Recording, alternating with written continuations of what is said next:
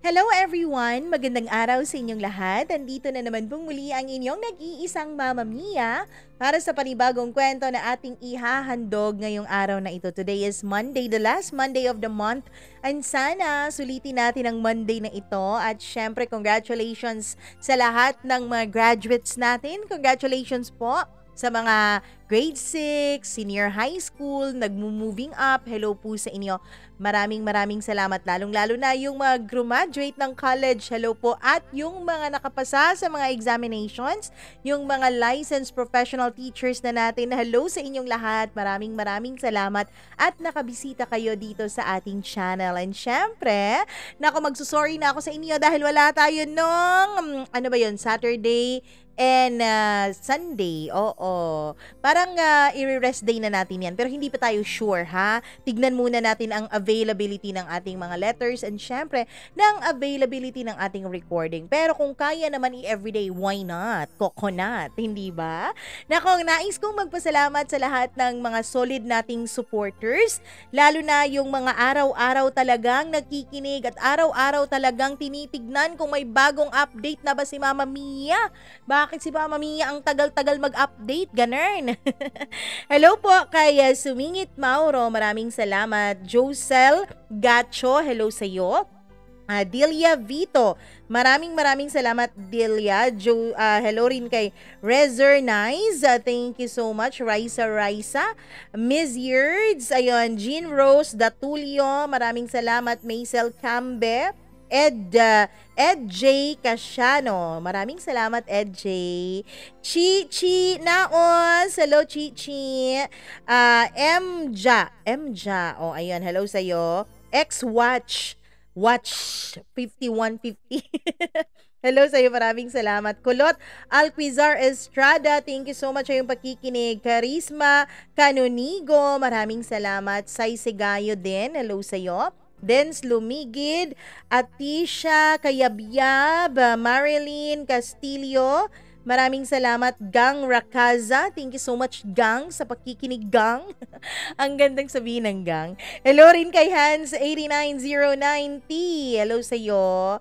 Mark Gargaritano, maraming salamat. Lenny Caro, Alex Luloy, thank you so much po sa inyong pakikinig. At syempre, sa lahat po ng nakikinig sa atin over there at Qatar. Maraming salamat sa inyong pakikinig dyan. Ako naman.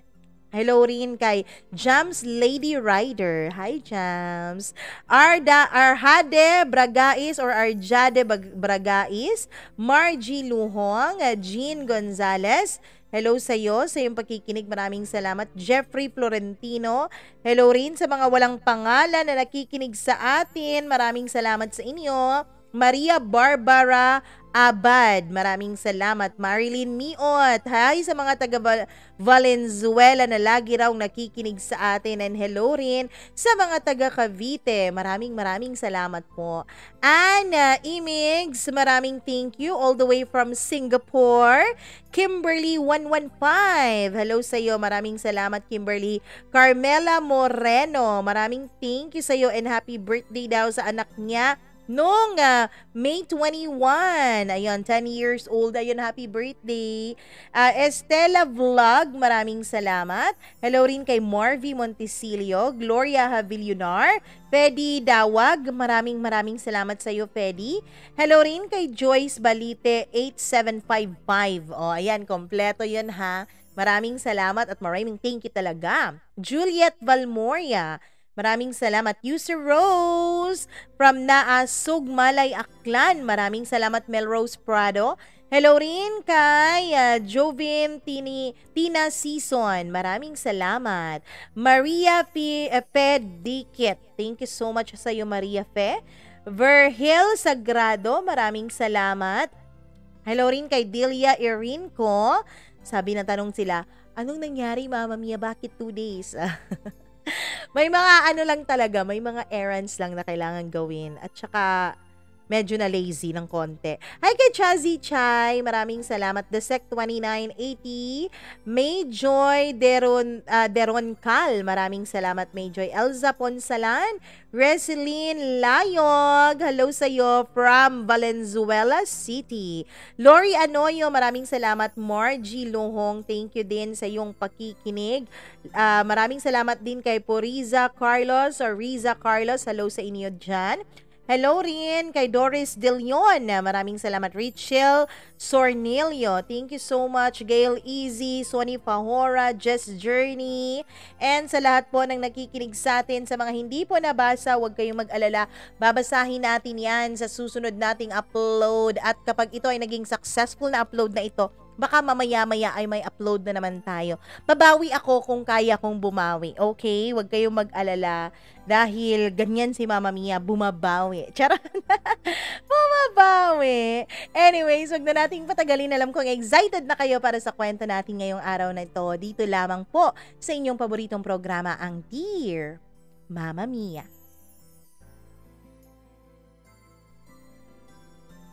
May mga sandali na lagi tayong nadadala ng ating mga emosyon at kapusukan. May mga bagay tayong nagagawa na hindi na natin masyadong pinag-iisipan.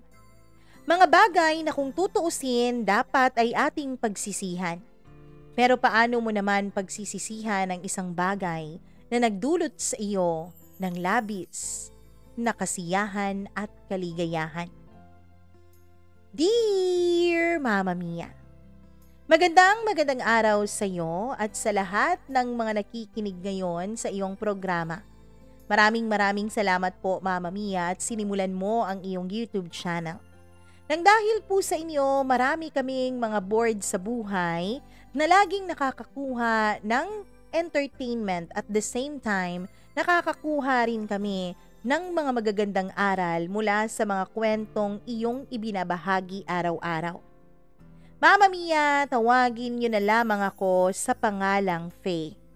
Isa po sa mga masugid niyong tagapakinig at isa po sa mga babaeng nagtatago sa dilim dahil sa labis na kahihiyan dulot ng aking mga nagawang kasalanan. Mama Mia, alam ko pong mali. Alam kong wala akong dapat sisihin kundi sarili ko. Alam ko rin Mama Mia na wala akong dapat ipagmalaki kundi ang sarili ko lang din. Mama Mia, ito pong kwento na ito, alam kong marami ang mangja-judge sa akin. Marami ang magagalit. Marami ang tataas ang kilay at marami ang mandidiri. Pero kahit pa man na gano'n, nais kong i-share sa inyong programa itong naging kwento ng buhay ko. Unang-una kasi Mama Mia, wala po akong ibang mapagkwentuhan. Dahil yung isang tao na dapat nakikinig sa akin, ngayon ay kinamumuhian na ako. Wala din kasi akong masyadong kaibigan Mama Mia. Diyan po natin sisimulan ang lahat, sa pagiging introvert ko.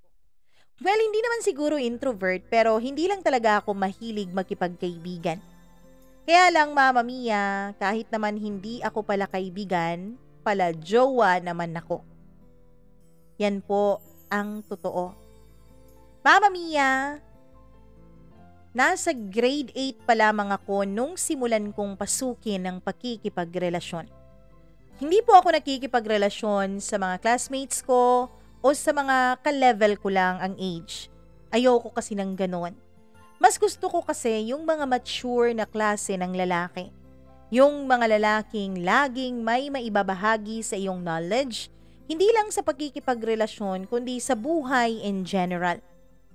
Mama Mia, ang una ko pong naging boyfriend noon ay nasa grade 10 pero nasa kabilang school. Nagkakilala po kaming dalawa dahil magka-schoolmate po kami nung elementary. Grade 4 nung maging classmates kaming dalawa. Nung grade 7 naman ay iba na po ang pinasukan naming mga paaralan. Pero dahil may Facebook naman ay continuous pa rin ang aming communication. Hanggang sa nagtagal nga ang aming komunikasyon hanggang sa nanligaw na nga siya sa akin Mama Mia sa chat at hindi ko naman po yun pinalagpas. Hindi na po ako nagpaligoy-ligoy pa dahil gustong gusto ko naman talaga siya Sinagot ko siya, Mama Mia. Itago natin siya sa pangalang Mark. Si Mark po ay medyo mapusok. Siguro dahil nasa stage na siya ng pag-e-explore ng kanyang kabataan. Marami po siyang gustong gawin. Unang-una na dyan ay ang manood ng sine at syempre may kababalaghang mga nangyayari. Meron kasing isang sinihan sa aming lugar, Mama Mia, na hindi katulad ng ibang mga sinihan na bawat pag-showing ng movie ay kailangan bago ang mga tao. Doon, magbayad ka umaga, kahit gabi ka nang umalis ay ayos lang. Walang sisita sa'yo. At doon nga po kami madalas mag-date. Nung una, Mama Mia, ay naaasiwa pa ako sa tuwing hinahawakan niya ang kamay ko at hinahalikan niya ang mga labi ko. Pero kalaunan ay nasanay na rin ako. Hanggang sa na-curious na rin ako sa mga salitang sex at syempre foreplay, Mama Mia. Yun kasi ang palagi niyang bukang bibig. Magaling daw siya doon. Tinatanong ko siya kung paano siya naging magaling, grade 10 pa lamang siya. Sabi niya, Mama Mia, lahat daw ngayon ay natututunan na sa pamamagitan ng internet. Kaya yun din po ang ginawa ko pag uwi ko ng bahay. Nagkulong ako sa kwarto ko at binisita ko ang website na kanyang iminungkahi sa akin na bisitahin ko raw. Mama Mia, meron din siyang binigay sa akin na mga listahan ng pwede kong i-research sa website na yon. At nung nakita ko nga ang mga malalaswang video, Mama Mia, nung una ay medyo naasiwa ako. Pero kalaunan hindi ko alam kung saan nanggaling pero bigla na lang akong nakaramdam ng matinding init ng aking katawan. Hanggang sa, Mama Mia, simulan ko na ring gayahin ang nakikita ko sa mga malalaswang video na yun. Meron kasing isa doon na video na mag-isa lang ang babae na pinapaligaya ang kanyang sarili. Tinignan ko kung paano yun gawin. Nag-chat po ako kay Mark at sinabi ko ang ginagawa ko. Sabi niya, Mama Mia, pwede ba raw kaming mag-video call? Natatakot ako noon dahil baka marinig kami. Sa laptop kasi ako nanonood ng movie kaya doon nakakonect ang aking headphone. At kapag naman nakikipag-video call ako sa kanya through my phone, baka marinig kami ng mga tao sa labas. Ang sabi niya, hindi na lang daw kami magsasalita. Ipakita ko na lang daw sa kanya ang mga nakikita ko sa screen. Yun nga ang ginawa ko, Mama Mia, nag-video call kaming dalawa. Nung una, mukha ko lamang ang pinakita ko at saka yung screen na pinapanood ko. Hanggang sa nag-chat siya sa akin, Mama Mia, at sinabi niyang gayahin ko raw kung ano ang ginagawa ng babae sa screen.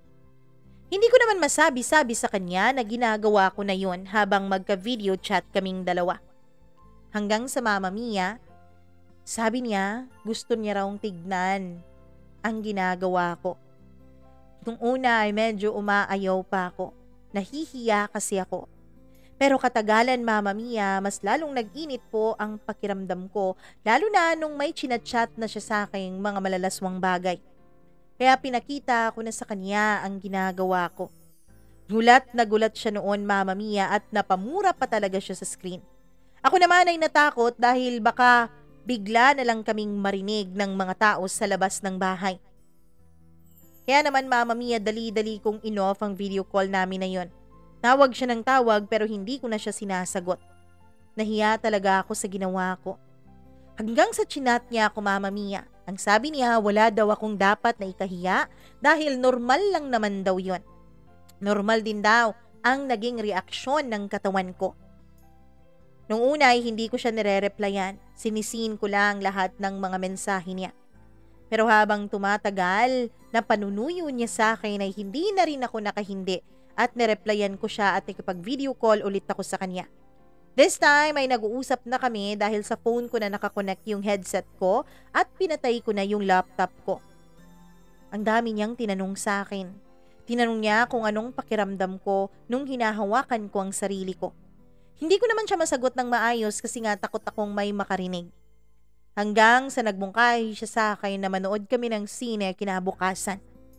Mama Mia, kinabukasan nga nagkita kaming dalawa. Hindi na ako pumasok nun sa school, buti na lang at wala namang nakaschedule na examination noon. Sa amin kasing school, Mama Mia, ay hindi uso po yung mga surprise quiz. Parang nakaschedule po lahat. At dahil wala namang nakaschedule noon ay pumayag akong makipagkita kay Mark. As usual, dun kami sa paborito naming sinihan. Dun kami sa paborito naming pwesto kung saan walang maraming tao. Yung sinuhan din kasi na yun, Mama Mia, ay hindi din po masyadong pinupuntahan ng mga moviegoers dahil hindi rin po kaaya-aya masyado ang amoy na yun. Luma na kasi ang sinihan na yun, Mama Mia. Kaya naman ang pumupunta doon ay may mga ginagawa lang kababalaghan. At isa na nga kami sa mga couples na nandoon ni Mark. Nasa pinakataas kami ng balcony, Mama Mia, at nasa pinakasulok pa, kaya pihadong walang makakakita sa amin. At lahat ng lumalapit ay una naming makikita, kaya naman magagawan pa namin ng paraan para umayos ang aming mga kilos bago kami makita ng kung sino man. At nung makaupo na nga kami ay agad akong hinalikan ni Umar. Habang humahalik siya sa akin, Mama Mia, ay panay din ang tanong niya. Panay din ang tanong niya kung anong pakiramdam ko nung hinahawakan ko ang sarili ko kagabi habang nanonood ng isang malaswang video. Hindi ko siya masagot-sagot pero pakiramdam ko noon ay nag-init na ang mukha ko sa sobrang hiya. Hanggang sa hinawakan na nga ni Mark ang iba't ibang pribadong parte ng aking katawan, Mama Mia. At nung ginagawa na niya yun, hindi ko na mapigilan ang init ko. Oo, nagiinit ako kagabi nung hinahawakan ko ang katawan ko. Pero iba pala ang init na iyong mararamdaman kapag ibang mga kamay ang humahawak sa'yo at may humahalik pa sa labi at sa lieg mo. Hindi ko na napigilan ang sarili ko noon. Umuungol na ako habang ginagawa yun ni Mark. Hanggang sa bigla siyang tumigil. Ano, Faye, sasagutin mo ba ang tanong ko? O hindi na natin to itutuloy? Sabi niya. Mama Mia, medyo nadismaya ako nung sinabi niyang hindi na namin itutuloy yung ginagawa namin. Ano bang tanong yun? Ano bang pakiramdam mo? Yumuko ako kahit na alam kong hindi niya ako masyadong naaaninag. Masarap. Talaga? Nasarapan ka? Oo nga. Yung ginagawa ko kanina, alin doon ang mas masarap? Yung ginagawa mo kagabi o yung ginagawa ko kanina?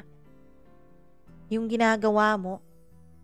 Ewan ko ba, Mama Mia, pero para po akong isang tuta noon na sunod ng sunod sa mga sinabi ni Mark at sa mga tinatanong niya. Hanggang sa sinabi na niya, Mama Mia, na lumipat daw kami ng ibang lugar. Saan naman tayo pupunta? Walang tao sa bahay namin ngayon. Umalis silang lahat, mamayang gabi pa ang uwi. Pwede tayo dun. Naku Mark, baka may makakita sa atin. Sino namang makakakita sa atin? Lahat ng kapitbahay namin may mga trabaho, walang tao sa mga bahay nila. Kaya pwede kang sumigaw doon kahit na gaano pa kalakas mo gustuhin. Hewan ko ba pero nagpatianod na ako sa paghila ni Mark ng kamay ko. Wala pa kaming isang oras noon sa sanihan at bigla na kaming umalis. Pagkalabas namin ay ngumiti pa yung guard sa amin, Mama Mia, na para pang pinahihiwatig niya sa amin na alam niya kung ano ang aming gagawin. At nung makalabas na nga kami ay doon na nagsimula ang kaba ko.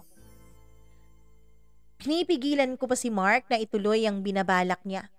Mark, dito na lang tayo, sabi ko. Dito tayo sa mall? Boring dito eh. Sige na, may ipaparamdam ako sa'yo na mas masarap pa doon. Ewan ko ba, kahit na kinakabahan ako ay may parte pa rin sa katawan ko na nasasabik sa mga pwede niyang gawin sa akin. At nung makarating na nga kami sa bahay nila, Mama Mia, ay agad niyang nilock ang pintuan. Pagkatapos ay hinila niya kaagad ako papasok ng kaniyang kwarto. Pagdating ko doon, Mama Mia, ay hinubad niya ang kaniyang uniforme at sinabi niyang maghubad na rin ako. Ayoko Mark, sabi ko. Sige na. Gusto mo pa yata ako maghubad sa'yo eh. Lumapit siya sa akin, Mama Mia, at tinanggal ang pagkaka-zipper ng saya ko. At nung bumagsak na yun sa sahig, ay ngumiti siya na parang nising demonyo. Pagkatapos ay unti-unti niyang tinanggal ang mga botones ng suot kong blouse na uniforme. At nung nakabrat panty na lang ako sa harapan niya, Mama Mia, ay bigla niya akong siniil ng halik. Pagkatapos ay tinulak niya ako para mahiga sa kaniyang kama. At nung nakahiga na ako, Mama Mia, ay nag-umpisa siya mula sa aking mga paa. Ewan ko ba, kahit na padampi-dampi lang naman ang mga halik niya sa balat ko ay nakikiliti ako. Yung kiliti na hindi nakakatawa, yung kiliting nakakaungol at nakakahalinghing. Hanggang sa dumating na nga siya dun sa pagitan ng hita ko. At dun ay binaba niya ang suot kong underwear. Pumalag pa ako nung una dahil nahihiya ako, Mama Mia. What if mabaho yun, umihi na ako kanina. Mark, wag. Hindi pa ako naghugas sabi ko. Okay lang, ayos lang yan. Mas masarap ngayong mapanghi sabi niya sabay tawa. Pinipigilan ko siya pero sadyang malakas si Mark kaya nahubad niya ng tuluyan ang underwear kong suot. At dun nga, Mama Mia, pinaramdam niya sa akin ng isang pakiramdam na kahit kailan ay hinding-hindi ko malilimutan. Hanggang sa tuluyan na nga niyang inangkin ang katawan ko. At nung may mangyari na sa aming dalawa, ay paulit-ulit pa niyang ginawa yon. Hanggang sa sumapit na ang 2:00 ng hapon. Pareho na kaming gutom na gutom noon kaya naligo na kami at nagbihis at umalis at pumunta sa isang fast food para kumain. Masayang masaya si Mark noon. Ako rin naman, Mama Mia, ay masaya din. Hindi ko alam pero kahit na medyo may pagsisisi ako na nararamdaman, pero mas daig pa rin noon ang sarap at ang ligaya na dinulot ni Mark sa akin. Pagkatapos namin kumain ay inihatid na niya ako sa paaralan. Siya naman ang sabi niya ay magbabasketball lang daw siya. Nung nasa paaralan na ako ay kinita ko ang mga classmates ko pagkatapos ay kumuha ako ng notes sa kanila tungkol sa lesson namin nung araw na yon. Mama Mia, nung nakita nila ako ay gulat na gulat sila. Parang may kakaiba raw sa akin. Ganon siguro talaga kapag nadiligan ka, Mama Mia. Kapag nadiligan ng isang babae ay lalong gumaganda. Ang sabi nila ay blooming daw ako. Naisip ko noon nakaka-blooming pala ang sex. Wala akong pinagsabihan kasi nga wala naman akong masyadong close liban na lang sa best friend kong si Marie. Si Marie, Mama Mia, ay matagal ko ng kaibigan pero lately lang kaming naging close dalawa nung naging magkatabi na kami sa upuan sa klase. Uy, nung nangyayari sa'yo, bakit wala ka kanina? Tanong niya. Wala, may ginawa lang kami sa bahay. Talaga? O sige, eto ng mga notes ko. Pero alam mo, friend, Faye, may kakaiba sa'yo. Parang ang ganda-ganda mo ngayon. Parang ang blooming-blooming mo. Sabihin mo nga, in love ka ba? Tanong niya. Mama Mia, wala kasing kaalam-alam si Faye. Hindi niya alam na may boyfriend ako sa ibang school. Ang alam kasi niya ay mahinhin akong babae. Ang alam kasi niya ay hindi ako makabasag pinggan at hindi palang ngiti at hindi pala kibo kanino man. Sabi ko na lang ay wala. Sabi ko na lang ay may masayang balita akong natanggap tungkol sa pagka-college ko. Talaga? Kukunin mo na yung kurso mo kahit na mahal? Tanong niya. May posibilidad. Yun kasi sabi ni Mama Pagsisinungaling ko sa best friend ko. Pagkatapos kong makopya ang notes, Mama Mia, at nung palabas na kami ng school ay sinundo ako ng mga magulang ko dahil kumain kami sa labas. Pagdating namin sa bahay ay agad kaming nag-video call dalawa ni Mark. Ang lagi lang naman niyang tinatanong ay kumusta ang performance niya. Sabi ko wala naman akong maipagkukumpara dahil siya lang naman ang experience ko. Hanggang sa sinabi niya, Mama Mia, what if daw magkaroon ako ng experience sa iba? Ano? Anong ibig mong sabihin? Tanong ko. What if magpagalaw ka sa iba? Mark, ano ba yung sinasabi mo? Nakakabastos ka na Sabi ko pa. Hindi naman. Suggestion lang naman yun. Para may mapagkumparahan ka, 'di ba? Pero wag mo nang isipin yon. Ayos lang kung ayaw mo. Mama Mia, pagkatapos niya yung sabihin ay bigla na lang siyang nagpaalam sa akin na para bang bigla siyang nanlamig. Ako naman ay hinayaan lamang siya dahil medyo na-offend talaga ako nung sinabi niyang magpagalaw ako sa iba. Pero kinabukasan nun, Mama Mia, ay hindi po ako masyadong pinapansin ni Mark.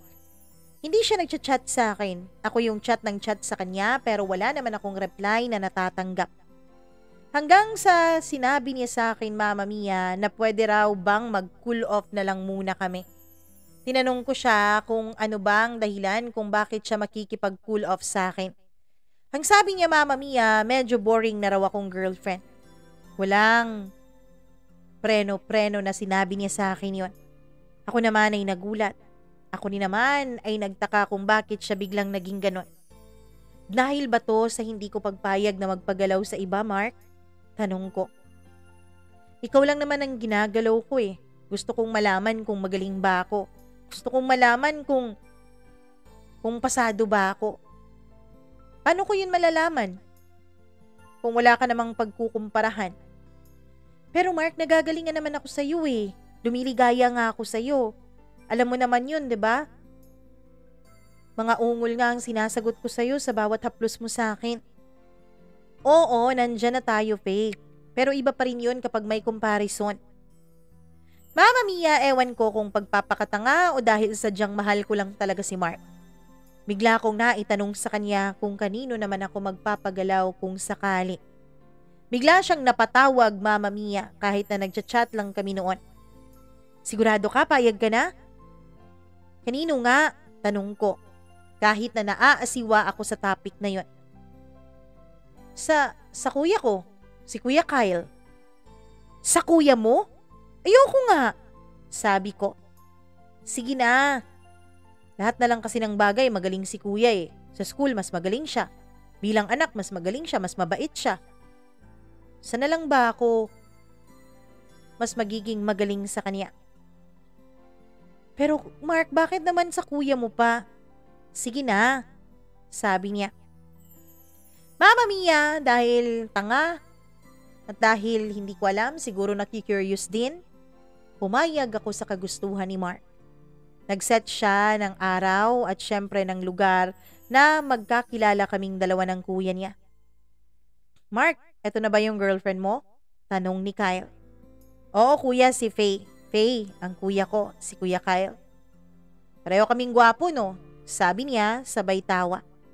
Ako naman ay kinakabahan noon lalo na nung kinamayan ko si Kyle pagkatapos ay pinisil niya ang mga kamay ko.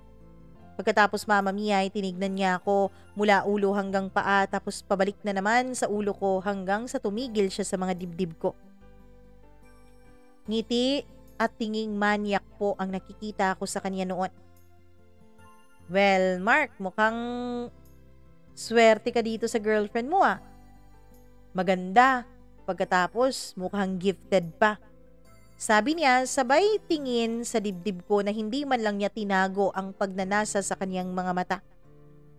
O, paano ba yan? Alis na kami. Sabi ni Kyle kay Mark. Anong alis? Tanong ko. Di ba ngayon natin gagawin? Mark, wala ka namang sinabi na ngayon agad ah. Ngayon na, wag na nating patagalin. Gusto ko nang malaman ng sagot eh. Sige na, wag ka nang mag-inarte, pumayag ka na nga. Sabi niya. Mama Mia, pumayag ako. Sumama ako kay Kyle at pinasok niya ako sa isang mumurahing motel. Pagkapasok namin doon ay agad niya akong sinunggaban. Mas marahas siya. Hindi katulad ni Mark na pinaghubad pa ako bago ako sinunggaban. Siya, Mama Mia, siya na ang naghubad sa akin. At meron pa siyang mga parahas-rahas na mga style.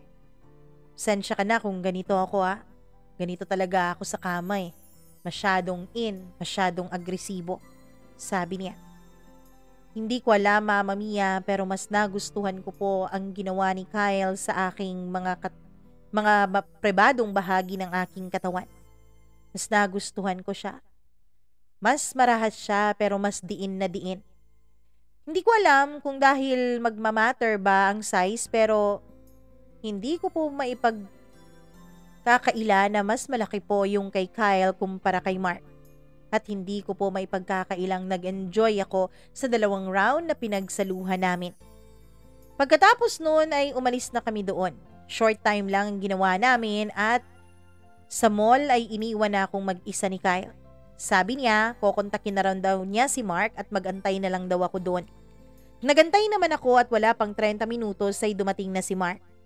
Mama Mia, tinanong niya agad ako kung kumusta. Sinabi ko mas magaling siya. Nagsinungaling ako Mama Mia.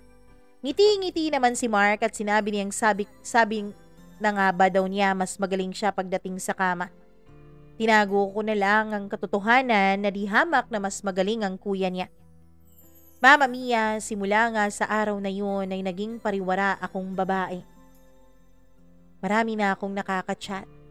At yung mga ka-chat ko doon, halos 50% sa kanila ay naikama ko na rin. Di ko alam pero pakiramdam ko ay wala akong satisfaction. Parang hinahanap-hanap ko ang katulad ni Kyle. Kaya lang umalis na si Kyle sa lugar namin. Pumunta na siyang ng Maynila at doon na magka-college. Mama Mia, hanggang sa hindi na rin ako nasasatisfy ni Mark. Hanggang sa nakipaghiwalay na rin ako sa kanya. Tinanong niya ako kung bakit ako nakikipaghiwalay. At para saktan siya, Mama Mia, at para makaganti man lang sa mga masasakit niyang sinabi sa akin noon, ay sinabi ko sa kanya dahil hindi siya magaling. Dahil mas marami na akong natikman na mas magaling sa kanya. At alam mo ba, Mark, kung ano pa? Mas magaling sa'yo ang kuya mo. Nagsinungaling lang ako para dyan sa lintik mong ego. Pero, ngayon na maghihiwalay na tayo, aaminin ko mas magaling sa kama ang kuya mo. Wala kang panama sa kanya. Pagkasabi ko noon ay bigla akong umalis. Mama Mia, naka-receive pa ako ng mga mura sa kanya sa chat. Sabi niya malandi daw ako, makati daw akong babae. Sabi niya wala daw lalaking seseryoso sa akin. Well, nung mga panahon na yun ay wala naman talaga akong balak na may seryosohin pagdating sa bagay na yun. Ang naging importante lang sa akin noon, Mama Mia, ay masasatisfy ang pangangailangan kong pisikal. Hanggang sa nag-grade 11 na ako. This time, Mama Mia, ay mas naging close kaming dalawa ni Marie. Kahit na hindi niya alam ang mga pinaggagawa ko. Hindi rin kasi ako pumapatol ng mga lalaki na ka-schoolmate ko, Mama Mia. Ayokong machismis. Pumapatol ako mula sa iba't ibang school. Hanggang sa nagkaroon kami ng group project ni Marie. At yung mga kagrupo namin ay pare-pareho pong mga tamad. Kaya pera lang ang ginagawa nilang pantapal sa amin para kami ang gumawa ng project. Ayos lang naman sa akin. Mas maganda nga yun, may pambili ako ng makeup, may pambili ako ng mga bago at sexing underwear. Si Marie, Mama Mia, ay pumalag siya sa mga kagrupo namin. Bakit hindi ka pumalag dun? Ano, tayo lang ang mag-e-effort tapos lahat tayo magkakaroon ng magandang grades? Ayos lang yun, singilin na lang natin ang mahal. Hindi maaari yun eh. Dapat paghirapan nila kasi grades yun. Marie, hindi mo kasi naiintindihan. Hindi mo kailangan ng pera, di ba? Kasi mayaman kayo, samantalang kami, kahit isang tuka, kaya kailangan ko talaga ng pera. Kailangan ko kasing mag-ipon para sa college ko. Mama Mia, yun ang naging palusot ko kay Marie kaya pumayag siya. Kaya naman kaming dalawa lang ang nagmi-meeting sa tuwing gagawin namin ang project na yun. Hanggang sa isang araw ay sinabi ni Marie na sa bahay na lang nila kami dahil libre pa pagkain at pwede pa kaming matulog doon kung sakaling gabihin na kami. Mama Mia, dito na po nag-umpisa ang isang bagong kabanata ng aking buhay. Pagdating namin doon, kina Marie ay walang tao. Meron naman pero yung katulong. Agad siyang nagpa-prepare ng pagkain. Kami naman ni Marie ay agad na pumunta sa kwarto niya, nagbukas ng computer at nagbukas din ng laptop. Ako sa computers, samantalang si Marie naman sa laptop. Makalipas lamang ang halos isang oras ay pumasok yung katulong bitbit yung pagkain namin. Ang sarap talaga ng buhay ni Marie. Masarap ang buhay niya, parang senyoritang senyorita. Mama Mia, habang gumagawa kami ng project ay hindi na namin namalayan na gumagabi na pala nun. Hanggang sa dumating na ang mga magulang ni Marie. Gulat na gulat ako dahil hindi ko alam na nandito pala ang papa niya. Ang alam ko kasi ay nasa abroad ang papa niya. Marie, nakauwi pala papa mo? Oo, nung isang araw lang. Teka nga, marami siyang pasalubong, bibigyan kita mamaya. Halika muna, papakilala kita muna sa papa ko. Kilala ko na kasi ang mama ni Marie, Mama Mia, pero yung papa niya ay hindi pa. Ewan ko ba, pero biglang nanginig ang tuhod ko nung pinakilala ni Marie sa akin ang papa niya. Sa edad nito na 40 plus, Mama Mia, ay hindi mo talaga mahahalata sa kanyang itsura. Batak na batak ang kaniyang katawan, halatang alaga sa gym. Gwapo din siya, Mama Mia. At halatang alaga din ang kaniyang mukha. Meron siyang bigote. Ewan ko ba, manyak na siguro talaga akong babae pero ang naisip ko noong una ko siyang makita, gaano kaya kakiliti ang mga bigoting yun. Hindi ko alam kung imahinasyon ko lamang, pero nakita ko ring sumiplat sa dibdib ko ang papa ni Marie. Napansin ko rin, Mama Mia, nung kinamayan niya ako ay hinaplos ng kanyang hintuturo ang aking kamay. Walang nakakita nun. Hindi nga ako sigurado kung nangyari yun eh. Pagkatapos nun ay inimbitahan na kami ng mga magulang niya na kumain. Dahil ang sabi ng mga ito ay nagdala na lang daw sila ng take-out para sa amin. Habang kumakain kami ay masayang nagkukwento si Marie sa mga magulang niya tungkol sa aming school activities. Faye, bakit hindi ka masyadong nagsasalita? Tanong ng papa ni Marie. Ganyan talaga yan si Faye, mahal. Kaya nga, yan ang nagustuhan ko bilang barkada nitong anak natin eh. Kasi masyadong mahiyain. Alam ko, hindi siya magiging bad influence kay Marie. Sabi ng mama niya. Ganun ba? Mabuti yun. Sabi naman ng papa niya. Mama Mia, pagkatapos noon ay bumalik na kami sa kwarto ni Marie at nag-umpisa na ulit sa project namin. Mag-aalas 10 na noon ng gabi nung matapos kami. Iminungkahi ni Marie na doon na lang daw ako matulog sa kanila. Pero ang sabi ko, hindi pwede dahil wala akong mga damit. Meron ka namang damit dito. Ito damit ko, hindi ko pa ito nasusuot. Sa'yo na lang, sabi ni Marie. Wag na, uwi na lang ako, baka hanapin pa ako sa bahay eh. Pero Bes, mahihirapan ka nang umuwi ngayon, wala nang masasakyan. Sabi naman niya. Ayos lang, kaya ko naman sarili ko. Sige na nga, pero sandali lang ha. May kukunin lamang ako. Lumabas siya ng kwarto niya, Mama Mia, at pagbalik niya ay may dala na siyang mga pasalubong. Mga delatang corned beef, pagkatapos may mga chocolates pa, pagkatapos ay may mga sabon pa. May mga damit din. Ang dami naman ito, Marie. Oo, wala naman akong kapatid kaya isi-share ko yan sa'yo. Yung mga pinsan ko rin naman, di naman to kailangan eh. Mas mayayaman pa nga yun kaysa sa amin. Kaya naman binitbit ko na yun. Nung palabas na kami ng kwarto ay nakita kami ng mama ni Marie. O Faye, uuwi ka? Tanong niya. Opo tita, baka hanapin kasi ako sa bahay eh. Sabi ko naman. Naku, baka hindi ka na makasakay ngayon. Wala na rin sigurong masyadong taxi na dumadaan dito sa village namin. Sabi naman niya. Ayos lang yun tita, kaya ko naman po ang sarili ko. Ay hindi, hindi pwede. Mahal! Tawag niya sa asawa niya. O bakit? Pwede bang ihatid mo na muna si Faye? Wala na kasing masasakyan ngayon eh. Faye, dito ka na lang matulog. Mungkahi ulit ng papa ni Marie. Sorry po tito, kailangan kasi talaga akong makauwi sa bahay. O sige hatid na kita, sandali lang at kukunin ko yung susi. Sabi niya. Paglabas niya Mama Mia ay bitbit na niya yung susi ng sasakyan at bitbit niya rin yung bag niya. O mahal, bakit may bitbit kang bag? Mahal, nakalimutan kong magpaalam sa'yo eh. May inuman nga pala kami ni na paring June. Pwede ba, wag mo na akong hintayin, matulog ka na lang? Mahal naman eh, kakauwi mo lang nung isang araw.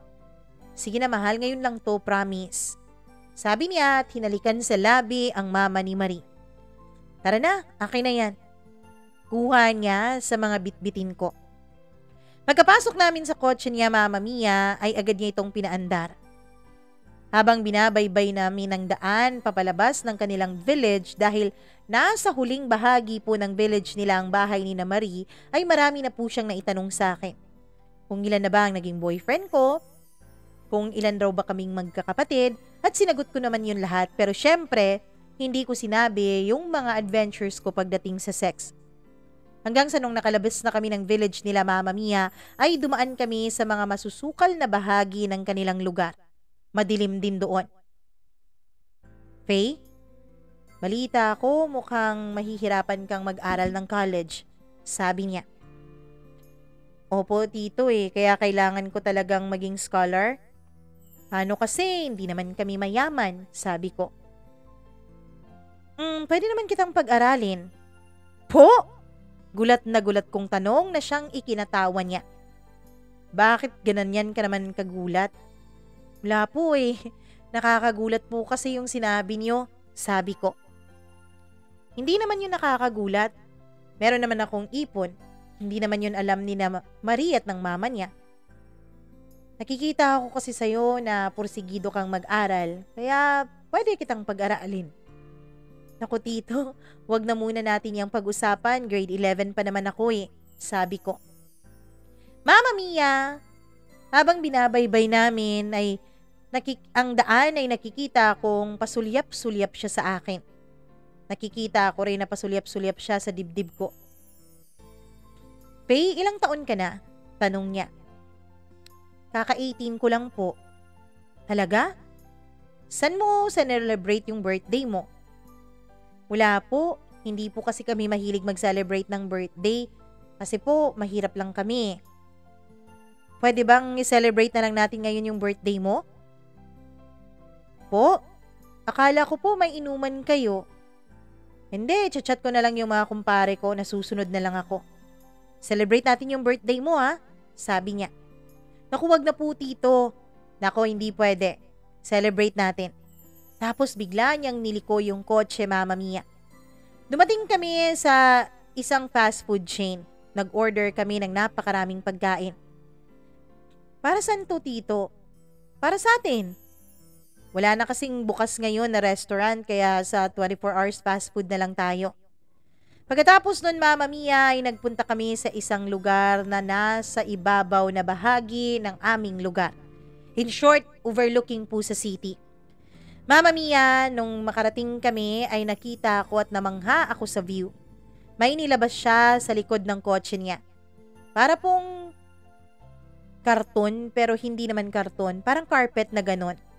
Pagkatapos ay nilabas niya yung mga pinamili namin. Dito tayo, sabi niya. Pinaupo niya ako dun sa nilatag niya, Mama Mia. Marami siyang tanong sa akin habang kumakain kami. Salamat po tito ha. Ngayon lang po ako naka-experience na celebrate yung birthday ko. Well, celebrate rin naman namin ni Marie pero milk tea lang ang ginawa namin. Ayos lang yun, iha. Mama Mia, habang tumitingin ako sa view ay nararamdaman ko na nakahawak na ang kamay ni tito sa kamay ko. Hindi ako pumalag. Pagkatapos ay bigla siyang umusog palapit sa akin. At nung magkalikit na ang mga katawan namin ay wala pa rin akong sinasabi. Hanggang sa Mama Mia, bigla niyang idinantay ang kaniyang panga sa aking balikat. Tito, ano pong ginagawa niyo? Tanong ko. Wala.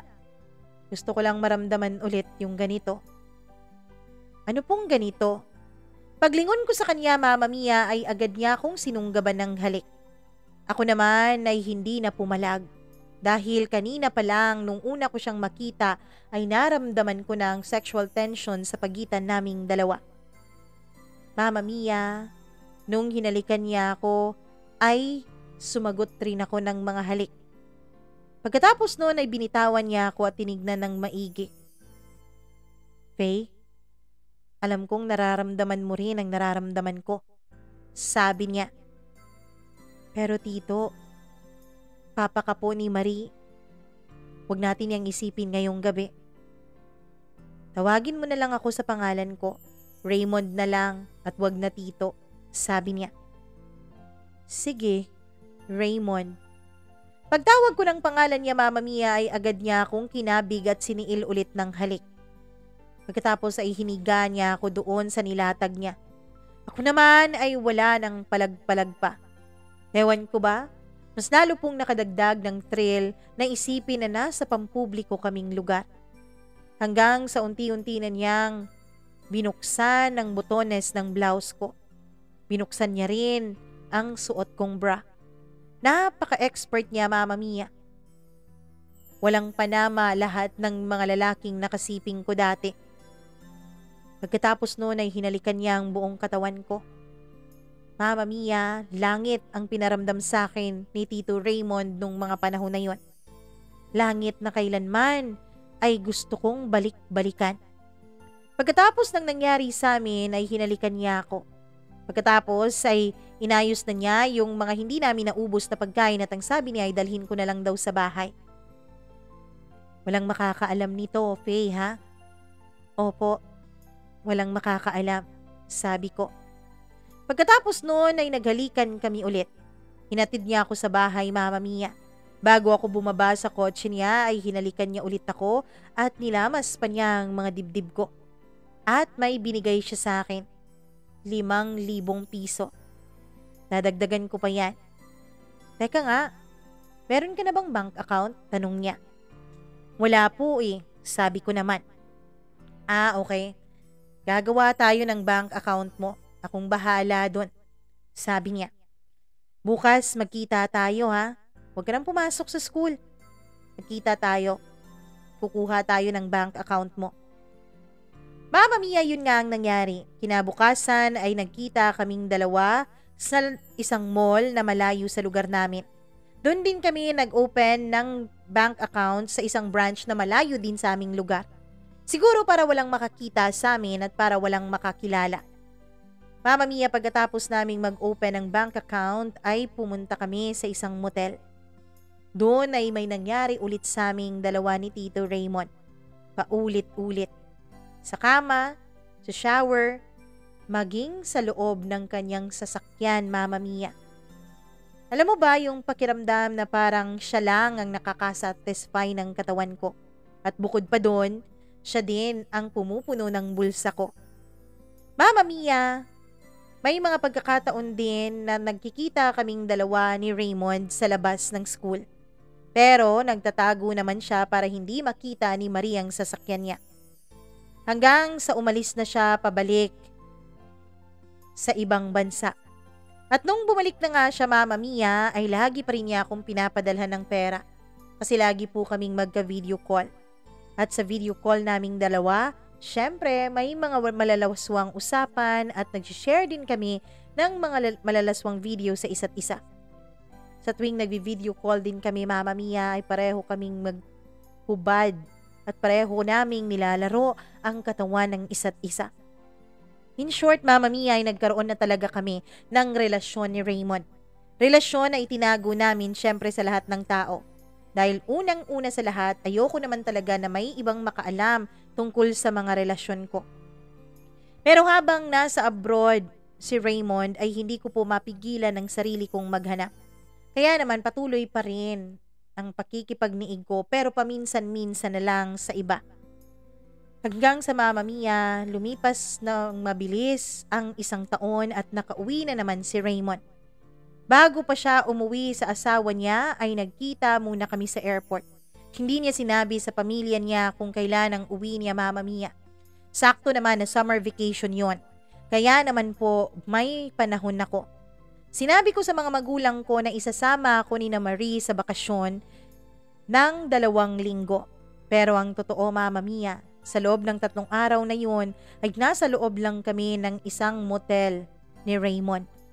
Hindi niya pinaalam sa kanyang pamilya na dumating na siya.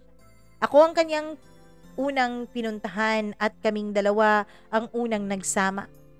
Nagpakasasa muna kami sa katawan ng isa't isa. Mama Mia, nagsha-shopping din kaming dalawa pero sa malayong mall.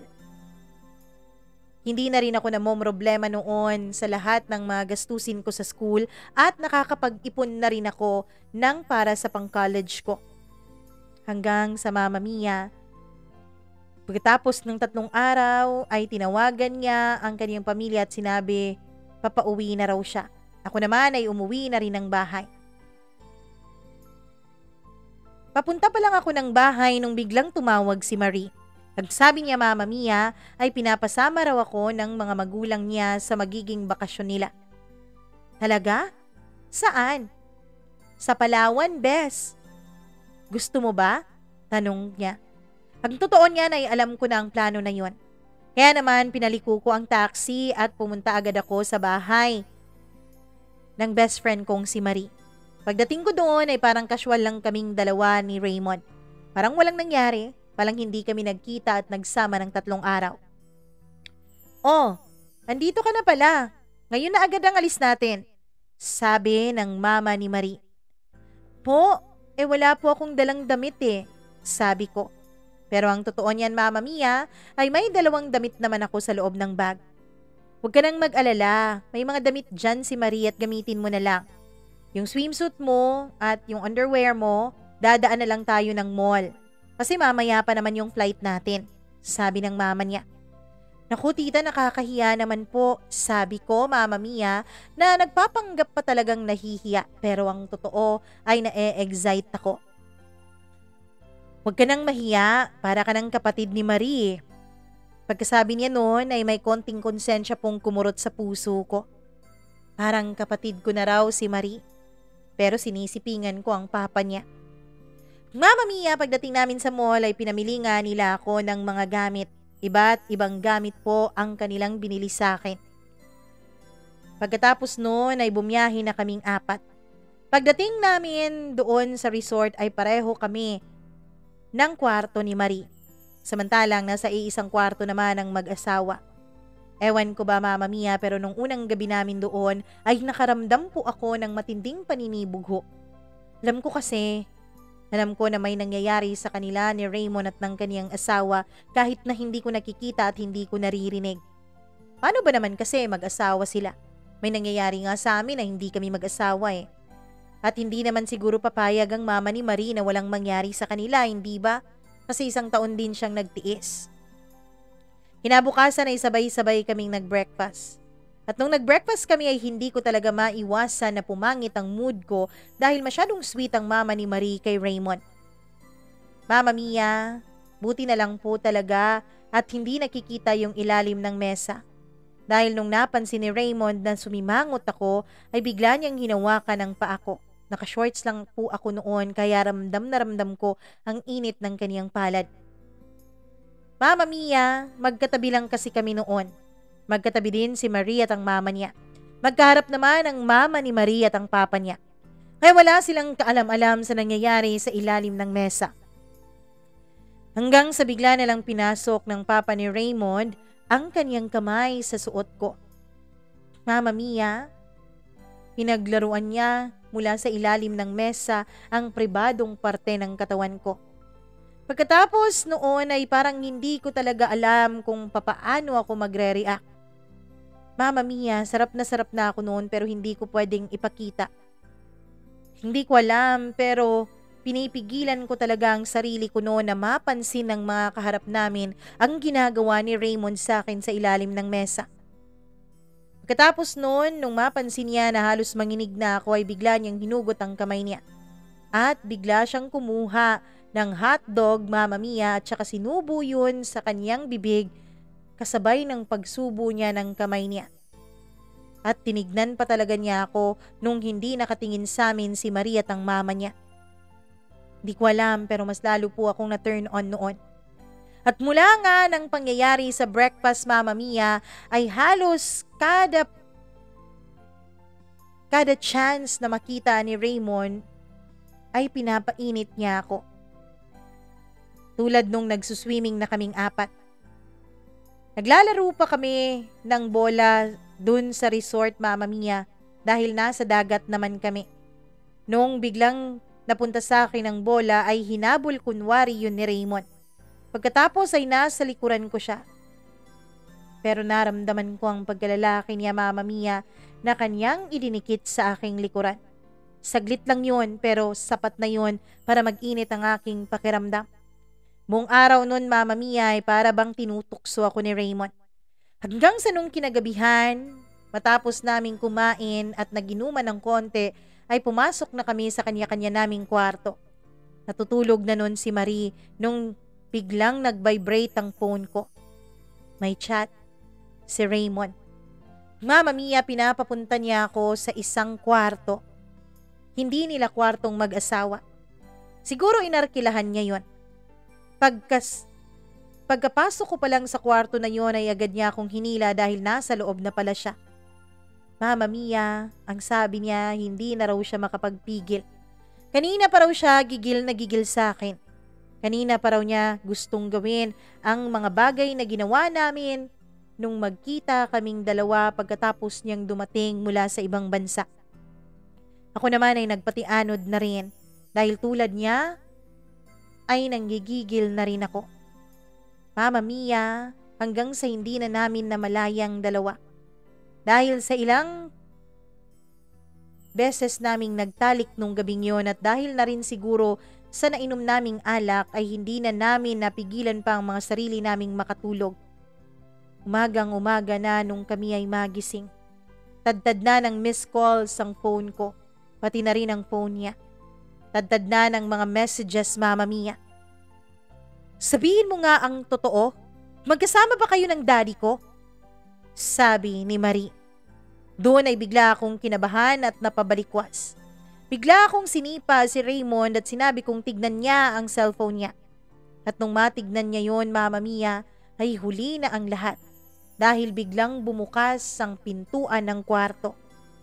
Nagtanong pala ang mama ni Marie doon sa may receptionist, Mama Mia. Wala pang nasabi na matino yung receptionist sa kanya dahil ibang pangalan naman ang ginamit ng papa ni Marie.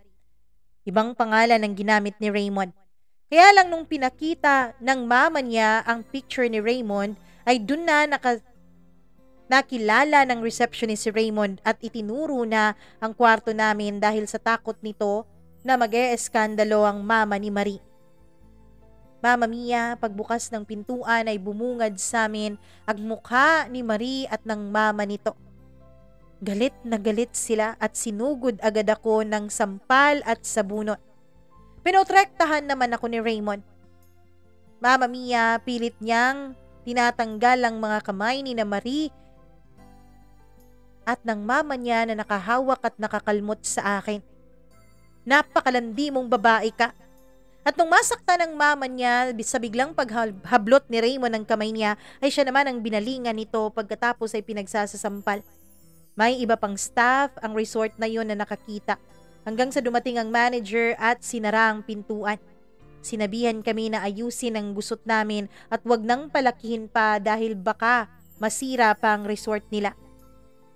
Minahon nga muna kayong dalawa, sabi ni Raymond. Paano kami hihinahon? Ikaw walang hiya ka, tinuring kitang kapatid, tinuring kitang matalik kong kaibigan pero aahasin mo pala ang daddy ko? Sabi ni Marie. Ako naman noon, Mama Mia, ay wala talagang lumalabas na boses sa bibig ko. Hindi ko alam kung paano ko aayusin ang gusot na yon. Hiyang-hiya ako. Dali-dali akong nagbihis. Pero bago ko pa man maisuot ang bra ko, Mama Mia, ay hinablot na yon ni Marie. Bakit ka pa magbabra? Bakit ka pa magbibihis? Maghubad kang lumabas dito sa kwarto na to. Kasi yun naman ka eh. Yun ka naman, malandi. Para landiin ka ng lahat ng lalaki na nandito sa resort ngayon. Sabi ni Marie. Umiyak na ako noon, Mama Mia, at nagalit na rin si Raymond at nasampal niya si Marie. Sa sobrang galit ng mama niya ay pinagsasampal din niya si Raymond. At pinagtatatanggol mo pa talaga yung babaeng yan? Bahala ka na sa buhay mo, Raymond. Bahala kayong dalawa sa buhay nyo. Halika na, Marie. Hila ng mama ni Marie sa kanya. Nung makalabas na sila, iniyakap ako ni Raymond at nagsorry siya sa akin. Ang plano daw naman kasi niya, Mama Mia, ay lumabas nung makatulog na ako pero hindi raw niya napigilan na tumabi sa akin. Hinalikan niya ako. Pilit ko siyang tinutulak palayo pero niyakap niya ako at sinabi niyang poprotektahan niya ako. Sinabi niya, Mama Mia, na hindi niya ako pababayaan. At doon ay naiyak ako ng tuluyan. Hindi ko alam kung ano ang pupwedeng mangyari. Pero naniwala ako noon. Naniwala ako sa sinabi ni Raymond na poprotektahan niya ako. Mama Mia, pinagbihis niya ako. Pagkatapos ng mahigit 30 minuto ay lumabas na kami sa kwarto. Pumasok kami sa loob ng kwarto niya. Dahil wala na doon si Maria at ang mama niya. Kinuha niya ang mga gamit niya. Pagkatapos ay umalis kami sa resort na yon. At Mama Mia, hindi muna kami umuwi at umupa muna kami ng isang bahay sa loob ng 2 buwan. Ang sabi niya, doon daw muna ako dahil baka iskandaluhin ako ni Maria at ng mama niya doon sa bahay namin at baka madamay pa raw ang aking pamilya. Alam kong tama siya, Mama Mia, kaya naman hindi na ako pumalag nun sa plano niya. At nung nakarating na nga kami doon ay pinagbili pa niya ako ng mga gamit pagkatapos pati na rin ng mga pagkain. Kakausapin na raw muna niya si Maria at ang mama nito. Pero Mama Mia, nung umalis po si Raymond, ay hindi na po siya nakabalik.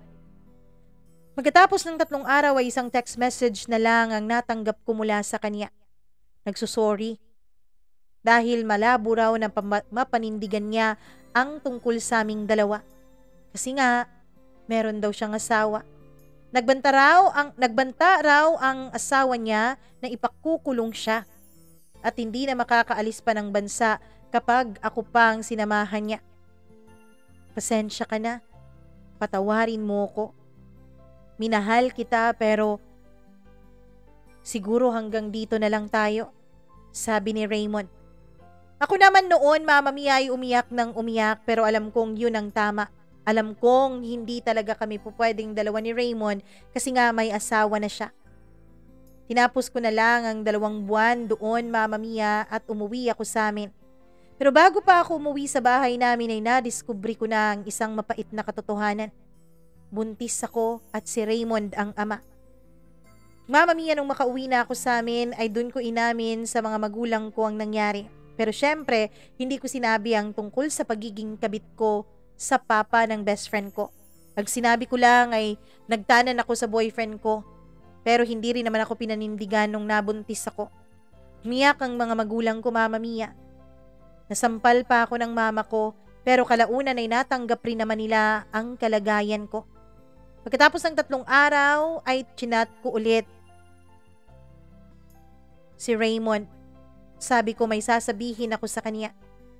Chinat ko siya, Mama Mia, at sinabi kong magkita kaming dalawa pero scene zone lang ako. Pumunta pa rin ako sa lugar na sinabi ko kung saan kami magkikita. Kaya lang walang Raymond na dumating, Mama Mia. Pagkatapos ang 2 oras kong paghihintay ay napagdesisyonan kong pumunta sa bahay nila. Hindi po pwede na ako lang mag-isa ang bubuhay sa bata. Hindi ko naman nanaisin na iwanan ni Raymond ang pamilya niya at ako ang piliin niya. Ang gusto ko lamang, Mama Mia, ay panindigan niya ang anak namin. Ang gusto ko lamang ay sustentuhan niya ang anak naming 2. Pero pagdating ko doon, ay wala na po sila sa bahay nila. Pagsabi ng kapitbahay ay umalis na raw ang mga ito, 1 buwan na raw ang nakakaraan. Wala akong nagawa, Mama Mia, kundi ang umiyak na lang ng umiyak. Chinat ko si Raymond pero hindi na siya nagsisin. Hindi ko alam kung anong nangyari. Pinanindigan ko na lang ang anak ko. Mama Mia, lumipas ang 3 buwan. Magli5 buwan na noon ang tiyan ko. Nung bigla akong may na-receive na text message na tignan ko raw ang bank account ko. Mama Mia, doon ay nagpadala ng 50,000 si Raymond.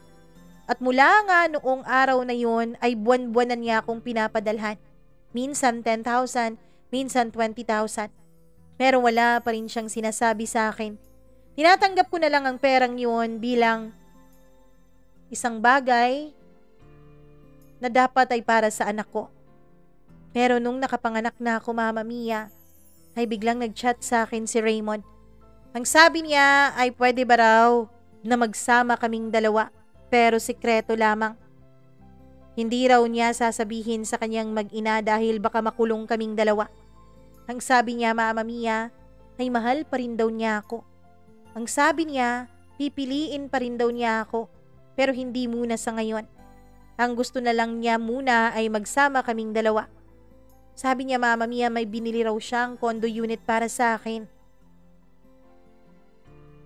Kaibigan niya raw ang bumili noon kaya hindi raw yun matitrace ng kanyang asawa at anak. Mama Mia, sa kagagahan ko ay pumayag ako. Lumipat ako sa condo na yun. At ngayon nga, dito kami nakatira ng anak ko. Kapag umuwi si Raymond ng Pilipinas, ay pinupuntahan niya kami pero hindi po madalas. Dahil laging nakabantay sarado pa rin sa kanya ang misis niya. Oo, Mama Mia. Ngayon po ay isa po akong kabit. Isang babaeng tinatago. Isang babaeng hindi pinangangalandakan sa harap ng ibang tao. Pero ano bang magagawa ko? Mahal ko si Raymond at siya ang ama ng anak ko.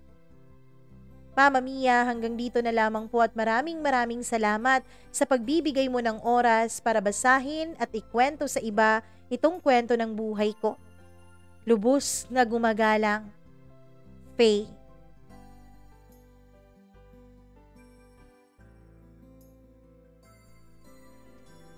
Nako, Faye! Nag-share ka pa talaga. Alam mo naman ang aking stand pagdating sa mga other woman, hindi ba? Alam mo naman niya kung ano ang tama, Faye. Pero wala na akong ibang sasabihin dahil hindi ka naman humihingi ng advice, 'di ba?